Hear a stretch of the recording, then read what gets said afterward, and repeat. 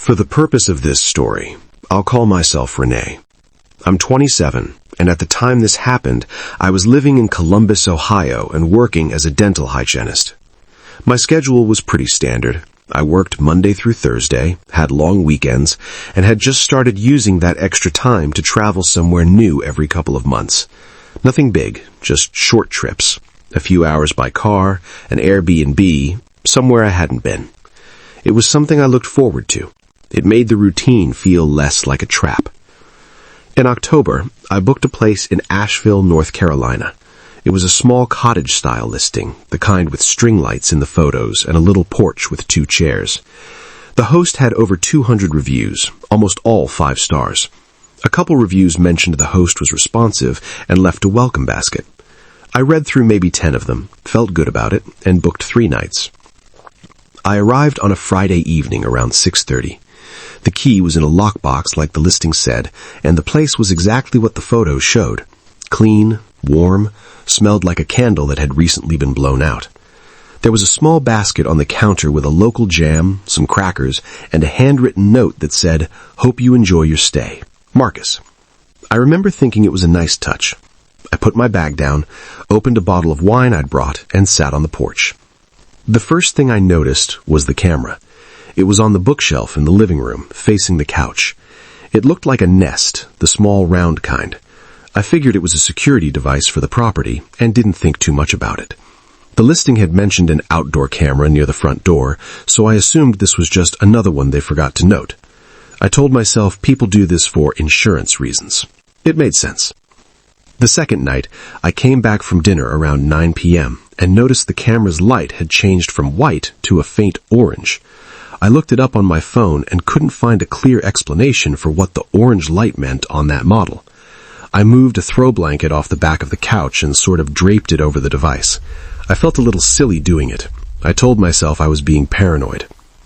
I messaged Marcus through the app the next morning, just casually asking about the camera inside. He responded within 20 minutes.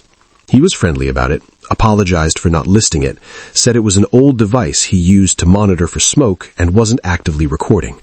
I said, "Okay, thanks for clarifying," and I left the blanket on it anyway. That afternoon, I went out for a hike on the Black Balsam Knob Trail.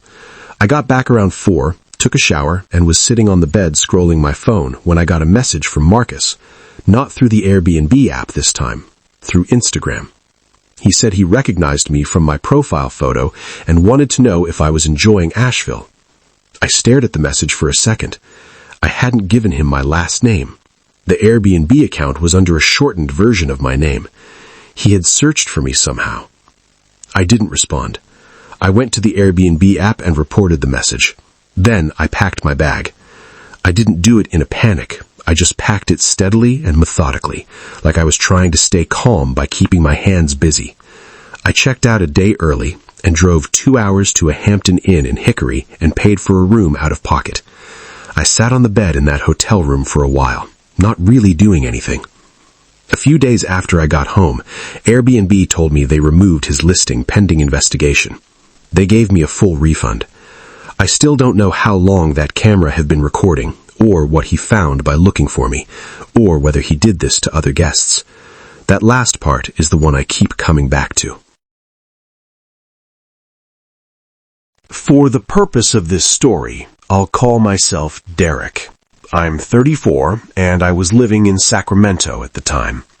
I do freelance video editing, which means I keep weird hours and I'm used to working alone in a quiet space. My girlfriend at the time was visiting family in Portland for 2 weeks in July, so I decided to book a cabin outside of Tahoe City for a long weekend.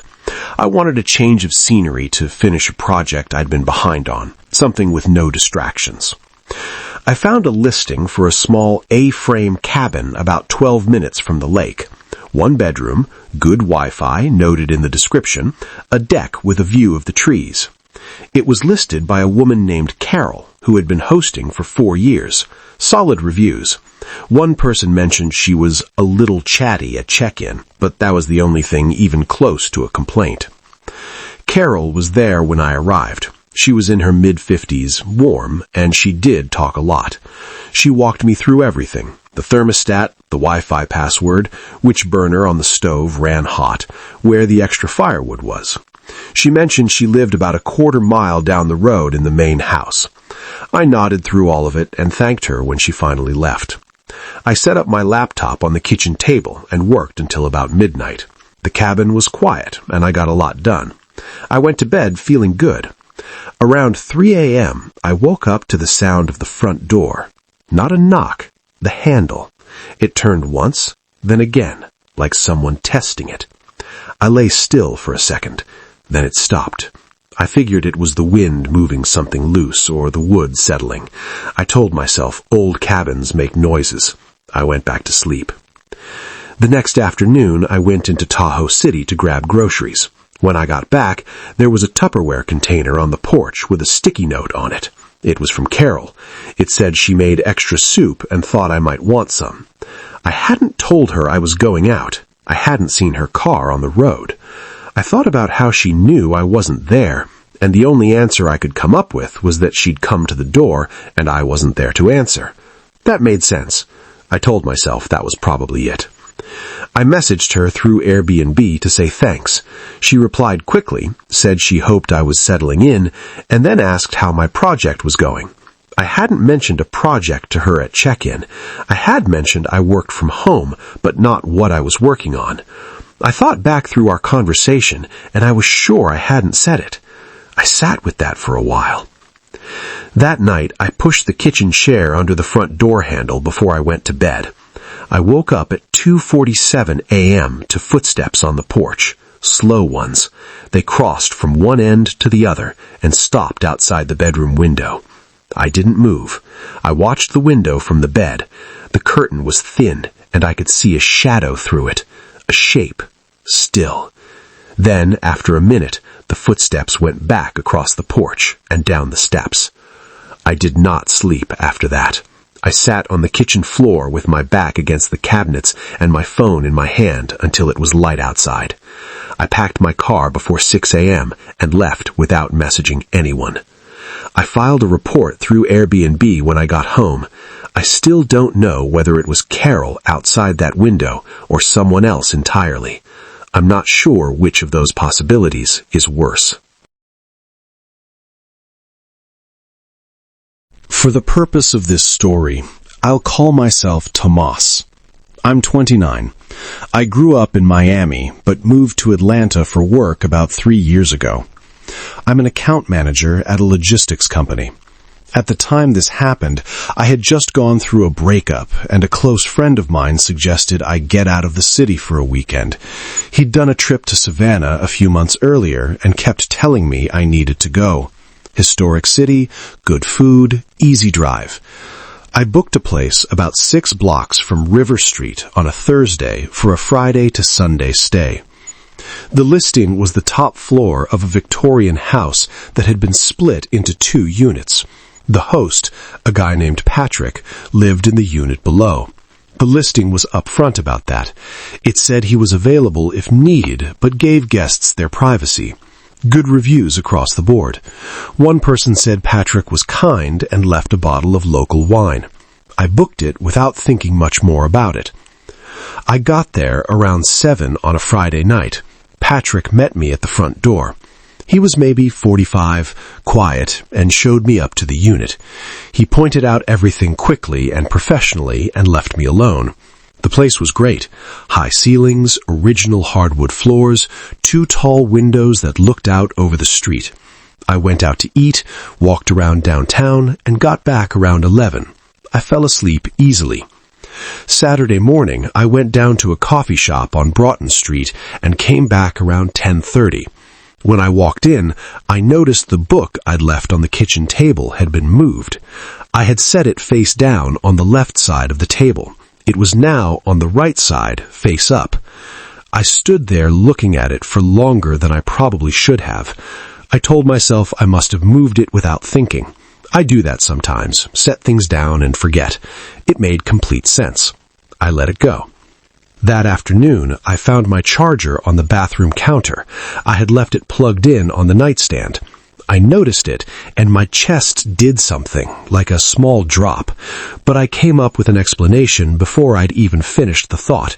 Patrick had come in to do maintenance and moved it, or I'd brought it in there half asleep the night before. I had no memory of doing that, but I also sometimes operate on autopilot when I'm tired. I told myself it was nothing.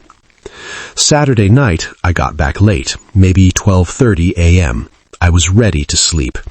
I went into the bathroom to brush my teeth, and when I turned the light on, I saw something on the mirror. Written in what looked like condensation or something applied to the glass. A single word. My name. Not a nickname, my full first name. I hadn't told Patrick my name beyond what was on the Airbnb booking, which shows a first name and last initial.